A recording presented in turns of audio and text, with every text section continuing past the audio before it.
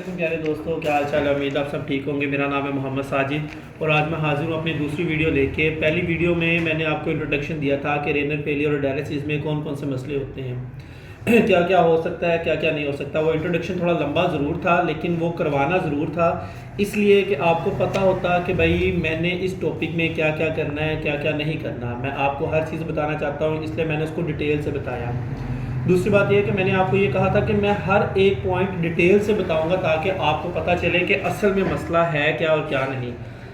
सबसे पहले आपको पता होना चाहिए कि गुर्दे में क्या काम होता है, क्या नहीं होता। गुर्दा क्या काम करता है, क्या नहीं करता। रेनल फेलियर क्या होता है, क्या नहीं होता। मेरे हाथ में ये दो पेपर हैं। पहला पेपर ये है, ये मैं आपको दिखा रहा हूँ। ये एक किडनी है। किडनी क्या होती है मैं आपको ये भी बताऊंगा, क्या नहीं होती मैं ये भी बताऊंगा। एक ये है, एक मेरे हाथ में पेपर और है और वो है ये भी एक किडनी है। अब ये दोनों ही किडनी है। ये एक नॉर्मल इंसान की किडनी है और ये एक डिफेक्टेड इंसान की किडनी है जिसका रेनल फेलियर हुआ है। कितनी कोजेज है इसमें, क्या क्या है, हर एक चीज़ इसमें मेंशन है और ये मैं हर चीज़ आपको डिटेल से बताऊंगा भी। सबसे पहले गुर्दा क्या है और ये क्या काम करता है। गुर्दा जो है वो कुदरती तौर पे अल्लाह ताला की तरफ से बनाया हुआ एक ऐसा फिल्टर है जो हमारे जिस्म में फिल्ट्रेशन का काम करता है।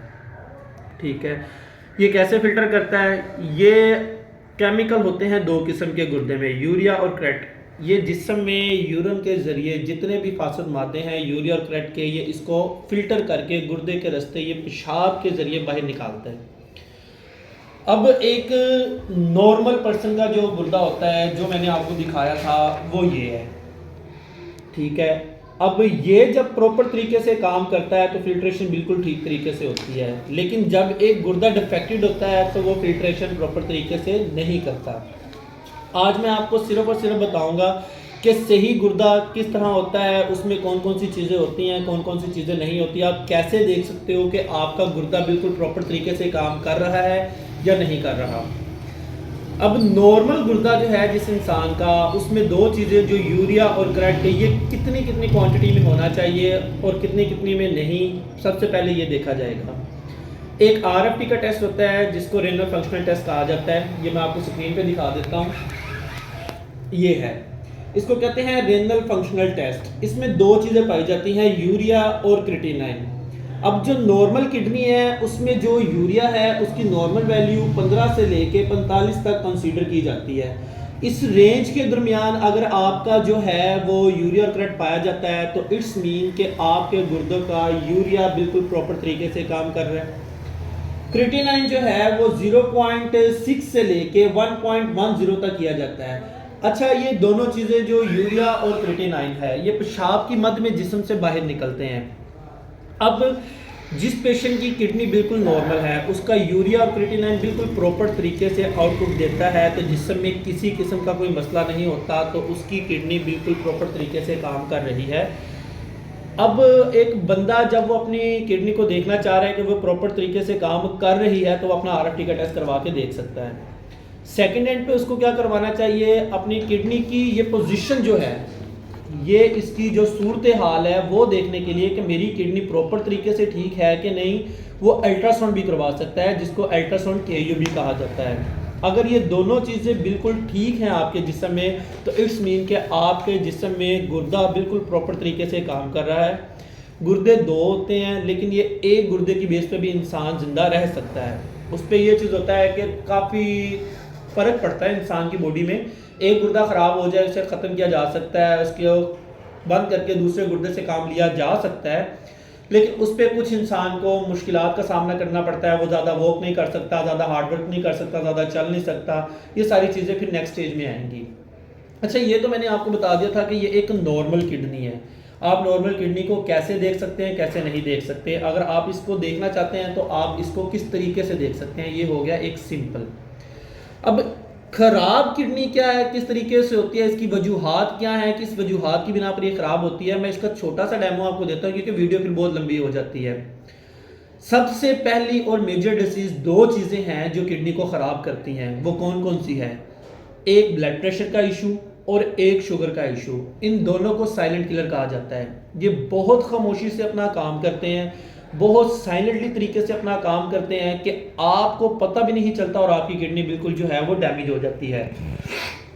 अब ब्लड प्रेशर का जो इशू है वो अगर आप देखें तो एक बंदा जो कि तकरीबन उसकी एज है 25, 26, 30 की रेंज अबाउट, तो उसका नॉर्मल ब्लड प्रेशर जो है वो 120 और 80 होना चाहिए, लेकिन उसका ब्लड प्रेशर जो है वो ज़्यादा आ रहा है और वो इस चीज़ की तरफ ध्यान नहीं दे रहा मेरा ब्लड प्रेशर कितना है, 150 आ रहा है, 160 आ रहा है, और वो सिर्फ सिंपल थोड़ी बहुत चीज़ लेके या गली मोहल्ले के किसी डॉक्टर से मेडिसिन लेके अपना जो है वो इलाज कर रहा है, तो वो अपने साथ बहुत बड़ी ज़्यादती कर रहा है। आपको चाहिए कि आप अपना प्रॉपर ट्रीटमेंट करवाओ, अपना ब्लड फ्लो जो है उसको लेवल पे लेके आओ ताकि वो आपकी किडनी पे अफेक्ट ना करे। ये जो ब्लड प्रेशर है ये साइलेंटली तरीके से और बहुत ही स्मूथली तरीके से अपना काम करता है और आपकी किडनी को ऐसे डैमेज करता है कि एक टाइम आता है आप कहते हैं मैं तो बिल्कुल ठीक था, मेरी किडनी कैसे डैमेज हो गई, तो वो ब्लड प्रेशर आपकी किडनी को डैमेज करता है। सडन वो इफेक्ट करता है, सडन, पहले वो बहुत स्लोली जिसे कहते हैं स्लो पॉइजन, वो वैसा काम करता है, लेकिन जब वो अपना रिएक्शन दिखाता है तब तक किडनी बहुत डैमेज हो चुकी होती है, बहुत देर हो चुकी होती है। अब ब्लड प्रेशर को मॉनिटरिंग कैसे कर सकते हैं? आप सिंपल किसी डॉक्टर के पास जाते हैं, वो आपको कहता है जी आपका ब्लड प्रेशर कितना है, ऑन द स्पॉट स्टाफ ने चेक किया, उसने कहा जी 140 150 कह के उसको दे दिया, उसने आपको मेडिसिन दे दिया, आप आए घर आए आपने खाई, उससे कोई फर्क नहीं पड़ा, आपका ब्लड प्रेशर मॉनिटरिंग नहीं हुआ, आप नेक्स्ट विजिट पे जाते हो फिर बताते हो, वो फिर चेंज करता है, आप इस तरह अपना टाइम ज़ाया कर रहे हो। सबसे बेहतर और सबसे बेस्ट वे क्या है? आप एक पेपर लो, उसके पीछे लाइन लगाओ दो, एक तरफ लिखो मॉर्निंग का, एक तरफ लिखो इवनिंग का, सुबह आपका ब्लड प्रेशर कितना था वो लिखें, शाम को कितना है वो लिखें। आप 7 दिन का एक चार्ट बना लें। जब आप 7 दिन का एक चार्ट बना लेंगे तो आपको प्रॉपर पता होगा कि आपका ब्लड प्रेशर आ कितना रहा है। फिर डॉक्टर को भी इस चीज़ में आसानी होती है कि वो प्रॉपर चार्ट दे के एक फिक्स मेडिसिन आपको लगा के दे सकता है कि आपने कौन सी खानी है, आपने एम्लोडिपिन खानी है, आपने नॉर्वेसिक खानी है, आप एक्सटोर खा रहे हो, आप आज 50, 180 वाली, 160 वाली जो भी इसकी क्वांटिटी आप वो खा रहे हो, दिन में एक लेनी है, दिन में 2 लेनी है, तो वो आपको एक परफेक्ट मेडिसिन लगा के दे सकता है। लेकिन अगर आप अंधेरे में तीर चलाएंगे तो फिर आपका खुद का नुकसान है। सेकंड, डायबिटिक पेशेंट्स, शुगर का मरीज जो है वो भी किडनी फेलियर में जाता है। उससे क्या इशू होते हैं? उससे ये होता है कि आपको पता ही नहीं होता कि आपकी शुगर चल कितनी रही है। आपके मरीज को इस वक्त बॉडी में जो शुगर लेवल है वो अप है या लो है, आपको नहीं पता। आप क्या करते हैं? इसका सिंपल सा तरीका है, शुगर पासिंग चेक करें सुबह के टाइम और शुगर रैंडम चेक करें, 3 दिन का रिकॉर्ड बना लें। इसके अलावा अगर आप बेस्ट वे से जाना चाहते हैं तो सिंपल ये एक टेस्ट है जिसको हम कहते हैं HbA1c। ये 3 मंथ की शुगर का रिकॉर्ड बताता है कि आपके जिस्म में शुगर चल कितनी रही है, 3 मंथ से आपके जिस्म में शुगर का लेवल क्या है। आप किसी भी कॉमन लैब में जाके करवा सकते हैं, लेकिन श्योरिटी ये होनी चाहिए कि वो लैब उस चीज़ को परफॉर्म करती है कि नहीं करती।